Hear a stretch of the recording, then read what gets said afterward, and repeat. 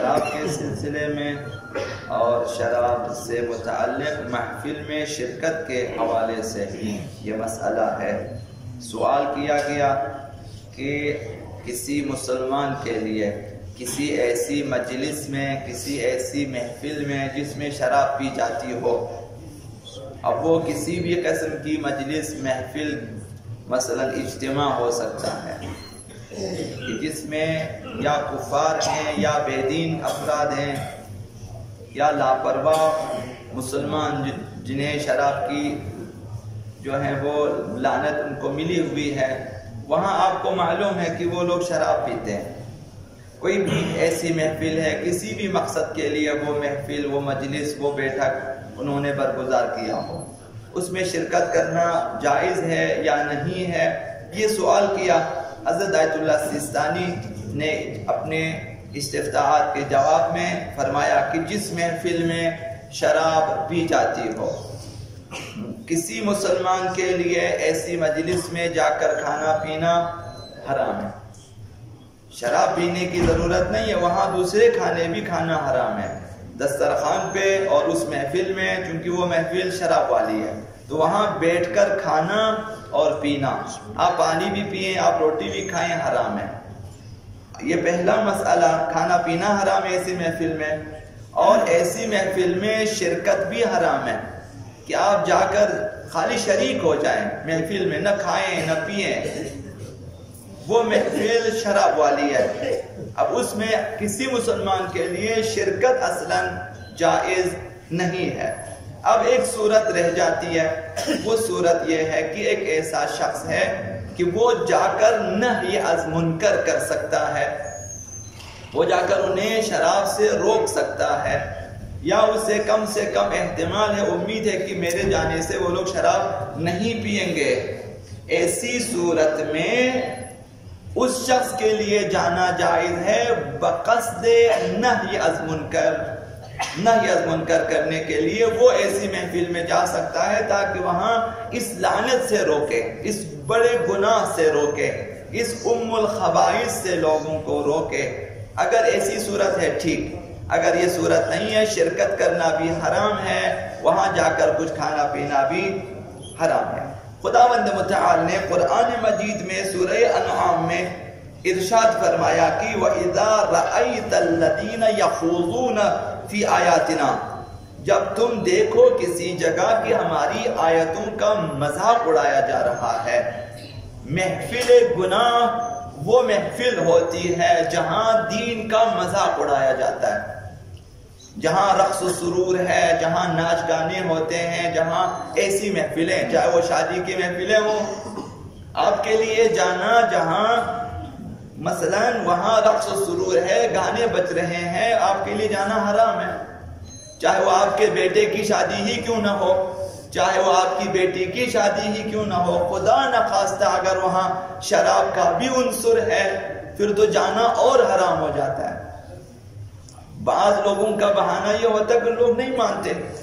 اب لوگ نہیں مانتے کا کوئی اصلاً یہ جو ہے بیہودہ بہانہ ہے، بیہودہ۔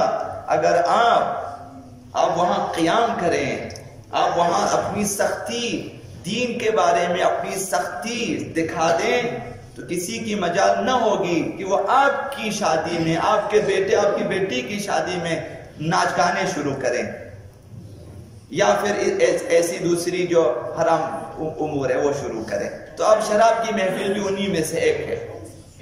خداوند متعال نے سورہ انعام فرمایا کہ جب تم دیکھو کہ کسی جگہ دین کا اور آیات الہی کا مذاق اڑایا جا رہا ہے، فَأَعْرِضْ عَنْهُمْ، تو ان سے روگردان ہو جاؤ، منہ موڑو، ان سے ہٹ جاؤ، کنارہ کشی اختیار کرو۔ حکم خدا ہے یہ۔ آپ مومن ہیں، آپ مسلمان ہیں، آپ نے دیکھا کہ یہاں پہ گناہ ہو رہا ہے تو آپ کے لیے شرکت حرام ہے۔ جب گناہ ہو رہا ہے آپ کے لیے واجب ہے کہ آپ منہ موڑیں اور سختی سے، بڑی ناراضگی سے منہ موڑیں، اپنی ناراضگی دین کے بارے میں دکھا دیں۔ یہ تبرہ نام کی کوئی چیز آپ کے عقیدوں میں شامل ہونا چاہیے۔ تبرہ یہی ہے، دشمنان خدا سے نفرت، خداوند متعال کی نافرمانی سے نفرت، یہ نفرت اس کا اظہار کریں کہ یہ محفل گناہ کی اور شیطان کی محفل ہے، مجھے اس سے نفرت ہے، اور اس نفرت کا اظہار آپ کے چہرے پہ ہونا چاہیے۔ آپ خداوند متعال کو دکھا دیں، اہل بیت کو دکھا دیں کہ کس قدر آپ کو دین عزیز ہے اور دین کے دشمنوں سے نفرت ہے۔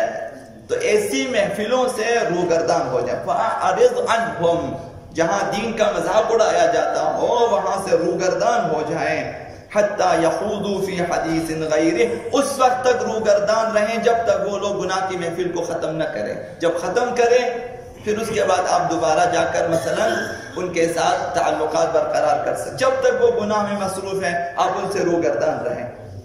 اور یہاں تک خداوند متعال نے تاکید کی وَإِمَّا يُنْسِيَنَّكَ الشَّيْطَانِ، کبھی آپ بھول جاتے ہیں کہ یہاں گناہ بھی ہو سکتا ہے، چلے جاتے ہیں، دیکھا کہ آپ بیٹھے ہوئے ہیں ایسی محفل میں، ایک دم سے یہ لوگ گناہ شروع کر دیتے ہیں، شراب شروع کر دیتے ہیں، یا مثلا رقص و سرور گانے وغیرہ شروع کر دیتے ہیں، حتیٰ غیبتیں شروع کر دیتے ہیں جن کو ہم معمولی سمجھتے ہیں۔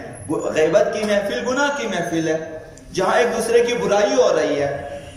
فرض کریں کہ آپ ایک ایسی محفل میں جہاں دو بندے لڑ رہے ہیں، آپس میں لڑ رہے ہیں اور ایک دوسرے کے خلاف باتیں کر رہے ہیں، وہ اس کے تمام کرتوت بیان کر رہے ہیں، وہ اس کے سارے گناہ بیان کر رہے ہیں، وہ محفل گناہ ہے۔ ہمارے لیے یا ان کو روکیں اولاً، یا پھر ہم اس محفل کو ترک کریں، شرعاً واجب ہے، چونکہ محفل گناہ ایک دوسرے کے گناہ بیان ہو رہے ہیں، وہاں پہ گناہ بیان ہونے والی محفل بھی محفل گناہ ہے، مجلس گناہ، انسان کو شرکت نہیں کرنی چاہیے۔ اور ہم لوگ مزے سے بیٹھے ہوتے ہیں کہ دیکھو وہ کیا کہتے ہیں، یہ کیا، اس طرف بھی سر ہلاتے ہیں، اس طرف بھی سر ہلا رہے ہوتے ہیں۔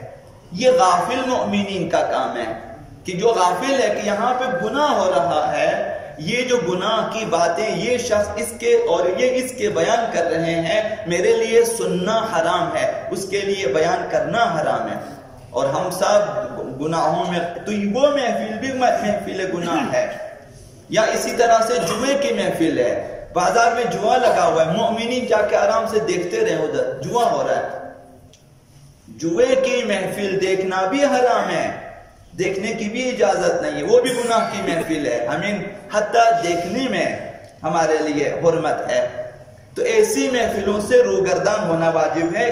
خداوند متعال نے فرمایا وَإِمَّا يُنْسِيَنَّكَ الشَّيْطَانِ، اگر شیطان تمہیں بھلا دے، تم بھولے سے چلے جائیں اور دیکھیں وہاں پہ گناہ ہو رہا ہے، فَلَا تَقْعُدْ بَعْدَ الذِّكْرَى مَعَ الْقَوْمِ الظَّالِمِينَ، جب یاد آ جائے تو دوبارہ نہ بیٹھنا۔ جب تمہیں پتا چلے کہ یہاں پہ گناہ ہو رہا ہے، تمہیں پتا چلا گناہ ہو رہا ہے، حکم شریعت یہ ہے کہ وہاں سے چھوڑ دیں۔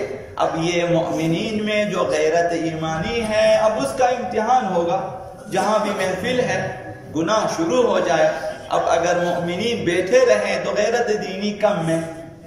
جو بھی غیرت دینی برابر رکھتا ہو وہاں سے دین کی خاطر اور خداوند متعال کی خاطر، خدا سے شرم کرتے ہوئے، اہل بیت سے شرم کرتے ہوئے وہاں سے اٹھ جائے گا، وہ دور ہو جائے گا، گناہ کی محفل میں اپنے آپ کو گرفتار نہیں کرے گا۔